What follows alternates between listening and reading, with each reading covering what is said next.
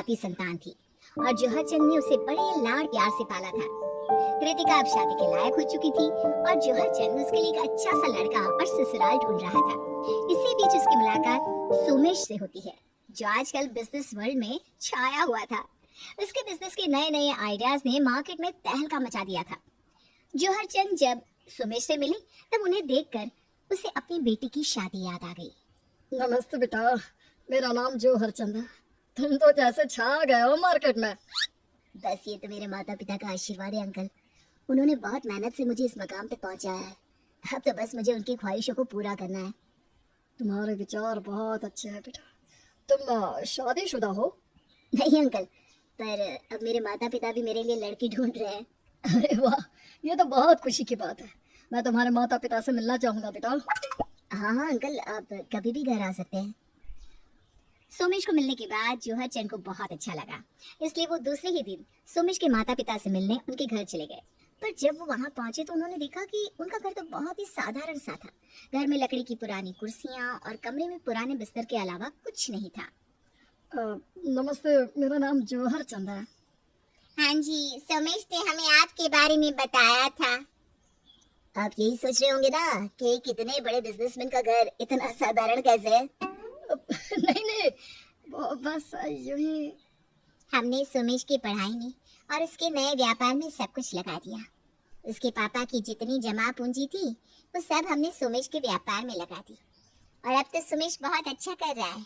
अब वही इस घर को धीरे धीरे संवार देगा। अरे बिल्कुल बिल्कुल, सोमेश तो एक बड़ा ही होनहार लड़का है। पूरे बिजनेस वर्ल्ड में उसकी चर्चा हो रही है। इसीलिए तो मैं अपनी बेटी कृतिका का रिश्ता आपके बेटे सोमेश के लिए लाया हूँ। अगर आपको कोई आपत्ति ना हो तो हम ये रिश्ता जोड़ सकते हैं। अरे हमें क्या आपत्ति हो सकती है भला, आप खुद रिश्ता लेकर आए हैं। बस हमारी एक शर्त है। हाँ जी बिल्कुल, लेन देन की बात तो पहले ही हो जानी चाहिए। हमारी शर्त यह है कि आप बस अपनी बेटी हमें देंगे और हमें आपसे कुछ नहीं चाहिए। क्या?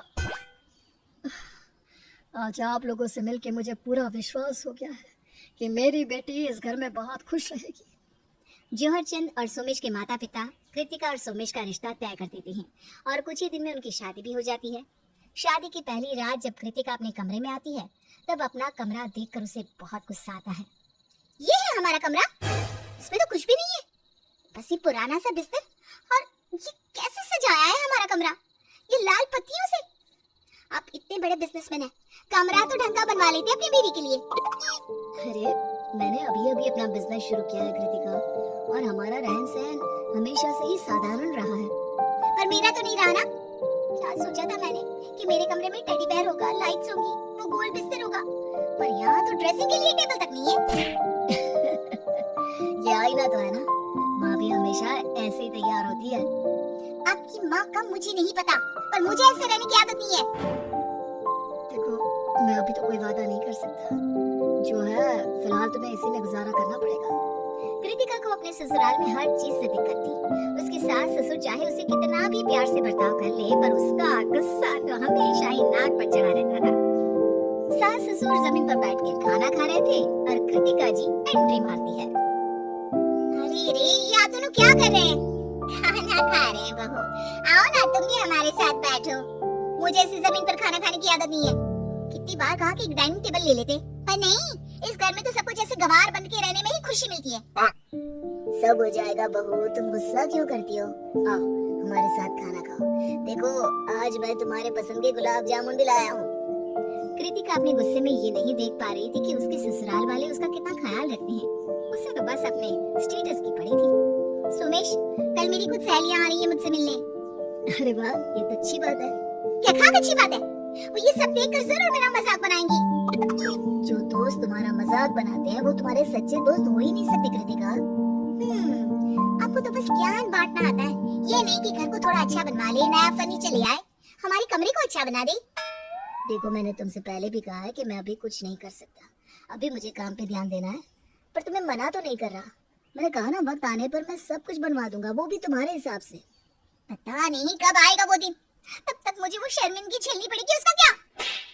ओहो, तुम्हें जो करना है करो, आज मेरी एक बहुत इंपॉर्टेंट मीटिंग है, मैं जा रहा हूँ। सुमिश के चले जाने के बाद कृतिका की सहेलियां उसके घर आती है। आओ आओ, हमें बहुत खुशी हुई तुम सब यहाँ आई। मैं तुम सबके लिए पानी लेकर आती हूँ। मैं भी आती हूँ। माँ जी, ये कैसे ग्लास है? कांच के ग्लास नहीं है क्या घर में? नहीं बहू, हमने कभी कांच के ग्लास में पानी पिया ही नहीं। जो है यही है। हे भगवान, आज तो मेरा मजाक बनना पक्का है। कृतिका पानी लेकर बाहर आती है और तब तक उसके ससुर जी आ जाते हैं। बहू, ये देख, मैं तेरी सहेलियों के लिए समोसे, पकोड़े और पुदीने की चटनी भी लाया हूँ। समोसे नहीं अंकल जी, हम समोसे नहीं खाते। हाँ, और पकोड़े कौन खिलाता है मेहमानों को? कृतिका, तेरे ससुराल वालों को पिज्जा बर्गर के बारे में नहीं पता क्या? अरे कहाँ से पता होगा, उन्होंने सोफा तक तो घर में रखा नहीं, ये तो पलंग रख दिए और तू पिज्जा बर्गर की बात कर रही है। कृतिका, तूने कुछ सिखाया नहीं अपने ससुराल वालों को? तू तो बड़ी स्टाइलिश बनकर घूमती थी, अब क्या हुआ? वो ना, बस कृतिका को पहले से अपने ससुराल वालों पर गुस्सा था और अब तो उसकी सहेलियों ने जिस तरह उसका मजाक बनाया था, उससे उसका गुस्सा और भी ज्यादा बढ़ गया था। कितनी बार कहा मैंने कि चलो कुछ सामान ले आते हैं मॉल से। नहीं, लेकिन इस घर में तो मेरी किसी को सुननी ही नहीं है। क्या ये, जब भी घर आओ किसी न किसी बात पर गुस्से में ही रहती हो। आज मेरी सहेली आई थी, कितना बेइज्जत महसूस हो रहा है मुझे, पर आपको इससे क्या? कृतिका, इस घर में सब स्टाइलिश नहीं, पर तुम्हें किसी चीज की कमी है ऐसा भी तो नहीं है ना? अच्छा खाना, अच्छा पहनना, मेरे माता पिता भी तुम्हें कुछ नहीं कहते, हालांकि तुम हमेशा गुस्से में ही रहती हो। तो इस घर में सब लोग बर्ताव ही ऐसा करते हैं। आज मेरी सहेलियों के सामने पापा समोसे और पकोड़े ले आए थे, तो तुम्हें तो खुश होना चाहिए कि वो तुम्हारे मेहमानों की इज्जत कर रहे थे, पर नहीं, तुम्हें तो बस लोगों के महंगे घर दिखते हैं। आपको समझाने का कोई फायदा नहीं, चाहे सुमेश उसे कितना भी समझा ले। कृतिका के दिमाग से हाई फाई घर का ख्याल जाने वाला नहीं था। उसे तो बस चाहिए था कि उसका ससुराल भी उसकी सहेलियों की तरह चमकता रहे। कृतिका सहेलियों के जाने के बाद घर वालों से काफी नाराज सी थी, तो सुमेश के माता पिता ने सुमेश को एक सलाह दी। सुमेश बेटा, एक काम कर, आज बहू को कहीं बाहर खाने पे ले जा। तुम्हारी नई नई शादी हुई है, दोनों एक साथ वक्त बिताओ। हाँ, और बहू को अच्छे से होटल में खाना खिलाना, ऐसे वैसे में नहीं, समझा? हाँ बहू, ये ले नई ड्रेस, ये ना मैं तेरे लिए लाई थी, इसमें तो बहुत खूबसूरत लगेगी। ठीक है, मैं तैयार हो जाती हूँ। सुमेश कृतिका को एक अच्छे से होटल में खाना खिलाने ले जाता है, जहाँ कृतिका के स्कूल की सहेली उसे वहाँ मिल जाती है। कृतिका, तुम यहाँ? कितने वक्त बाद मिल रहे हैं हम। हाँ, काफी वक्त हो गया। मैं यहाँ अपने पति के साथ आई हूँ। और मैं भी, चलो ना साथ में बैठते हैं। ठीक है, इनके साथ बैठ के शायद सुमेश को पता चले कि हाई फाई लोग रहते कैसे हैं। रिया और उसके पति कृतिका और सुमेश के साथ खाना खाने बैठते हैं। आपका नाम सुमेश है ना? आजकल आपके ही आइडियाज मार्केट में चल रहे हैं। इनके पिताजी ने तो काफी कुछ इन्वेस्ट किया होगा ना आपके बिजनेस में। मेरे ससुर जी की तरह नहीं, जिन्होंने अपना बोझ मेरे सर पे डाल दिया। रिया के पति की बातें सुनकर सब लोग चुप हो जाते हैं। रिया तो जैसे शर्म से पानी पानी ही हो गई थी। मैंने उनसे उनकी सबसे कीमती चीज ले ली है, उनकी बेटी। इसके अलावा मुझे और किसी चीज की जरूरत है ही नहीं। पर जिन्हें जरूरत है उनके ससुर जी को तो उनकी मदद करनी चाहिए ना। दहेज में बस एक कार और कुछ रुपए देकर भेज दिया। मेरे स्टैंडर्ड के हिसाब से कुछ नहीं दिया इसके पिताजी ने। कृतिका रिया की तरफ देख रही थी और ये सोच रही थी कि उसकी सास ससुर तो उसे इतने अच्छे से रखते हैं और ना ही उसके पति ने उसके पापा से कोई दहेज लिया। तभी रिया के पति का फोन आता है और वो बात करने बाहर चला जाता है। मुझे माफ करिएगा, इन्होंने जो भी कहा। कृतिका, तू बहुत खुशकिस्मत है जो तुझे सोमेश जी जैसे पति मिले। मेरे ससुराल में सब कुछ है, महंगी साड़ी, महंगा फर्नीचर, मॉड्यूलर किचन, सब कुछ, लेकिन इज्जत और प्यार दूर दूर तक नहीं। कृतिका रिया की बातों का जवाब नहीं दे पाती। उसके मन में कुछ तो बदला था, लेकिन फिर भी वो मानने को तैयार नहीं थी। अब भी वो गुस्सा तो करती थी लेकिन मान भी जाती थी। पर उसकी ख्वाहिश अब भी वही थी कि सब कुछ काफी स्टाइलिश हो, जिसके लिए वो अब भी अपने घर वालों से लड़ती रहती थी। आज मेरे मामा मामी आ रहे हैं अपनी बेटी का शादी का न्योता देने। वो मेरा ससुराल देखकर क्या सोचेंगे? तुम फिर शुरू हो गई। तुम्हें कितनी बार समझाना पड़ेगा कृतिका कि इन सब चीजों में वक्त लगता है, रातों रात नहीं होता ये सब। हाँ हाँ, जानती हूँ, तुम्हारे पुराने बहाने बहुत बार सुन चुकी हूँ मैं। पर आज मेरे मामा मामी आ रहे हैं, इसलिए तुम जल्दी आ जाना और उनके लिए अच्छा सा नाश्ता भी ले आना, समझे? कम से कम थोड़ी तो इज्जत रह जाए मेरी। ठीक है, आ जाऊंगा। और कुछ? शाम को कृतिका के मामा मामी आते हैं और कृतिका के घर को देखकर मुंह बनाते हैं। हाँ ये भाई साहब बैठिए, कैसे हैं आप? हम तो ठीक है, पर लगता है आपके घर की हालत ठीक नहीं है। कृतिका, तू खुश तो है ना यहाँ? हाँ मामी, मैं ठीक हूँ, बस ये घर थोड़ा पुराना है और कुछ नहीं। चल कोई बात नहीं बेटा, सबका नसीब एक जैसा नहीं होता, है ना दामाद जी। अब हमारी बिटिया को ही देख लीजिए, उसका ससुराल इतना आलीशान है कि क्या ही कहें हम। महंगा चूल्हा, महंगा फर्नीचर और उसका खुद का कमरा तो इतना खूबसूरत के लोग देखते ही रह जाते हैं। अच्छी बात है ना कि उसे इतना अच्छा ससुराल मिला है, पर मेरी माने तो ससुराल महंगी चीजों से कम प्यार से ज्यादा जानना चाहिए। आपको नहीं लगता मामा जी? हाँ ये भी सही है, जिनके पास जो होता है वो उसी की बात करते हैं।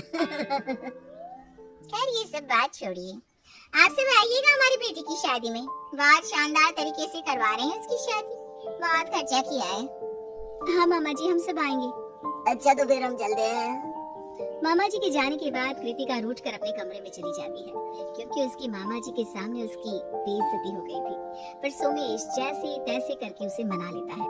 चलो चलो, सब लोग, देर हो रही है। कृतिका कहाँ हो तुम? टैक्सी आ गई है। हाँ आ रही हूँ। पता नहीं हम अपनी कार कब लेंगे। बहू अब ये बातें छोड़ो, टैक्सी में बैठ, शादी में जाने के लिए देर हो रही है ना। हाँ चलिए। कृतिका अपने सास ससुर के साथ शादी में पहुंचती है और कृतिका सबको ढंग से पेश आने के लिए कहती है। हाँ बाबूजी, यहाँ बहुत बड़े बड़े लोग आए हुए हैं, इनके सामने प्लीज अच्छे से पेश आइएगा, सब स्टाइलिश लोग हैं यहाँ। हाँ बहू, तो चिंता ना कर। कृतिका तुम कुछ ज्यादा ही सोचने लग जाती हो, हम सब सही ही पेश आते हैं। ठीक है ना, चलिए मामा मामी से मिलते हैं। कृतिका अपने पति और सास ससुर के साथ मामा मामी से मिलने जाती है। अरे अच्छा हुआ तुम आ गई कृतिका, आओ मैं तुम्हें अपने दामाद से मिलवाती हूँ। आप सब भी आइए। दामाद जी ये देखिए, ये है हमारी भांजी कृतिका और उनके पति सुमेश। अरे सर आप यहाँ, ये आपके रिश्तेदार हैं? हाँ, ये मेरी पत्नी के मामा जी हैं। आप इन्हें जानते हैं दामाद जी? अरे ये मेरे बॉस है, इनकी कंपनी में तो जॉब करता हूँ मैं, इनकी वजह से तो इतना अच्छा घर बनवाया मैंने, और इनका घर तो मुझसे भी अच्छा बन गया है ना सर? आपने जो नया घर बनवाया है उसके बारे में भाभी जी को बताया या नहीं? अरे तुमने तो मेरा सरप्राइज ही खराब कर दिया। सॉरी सर, पर आप यहाँ आए मुझे बहुत अच्छा लगा। ये आपके माता पिता हैं? दुल्हा सुमेश के माता पिता के पाँव छूता है। आपकी वजह से आज सर इतना बिजनेस खड़ा कर पाए हैं, मुझे भी आशीर्वाद दीजिए कि मैं इनकी तरह आगे बढ़ पाऊँ और अपने माता पिता का नाम रोशन कर पाऊँ।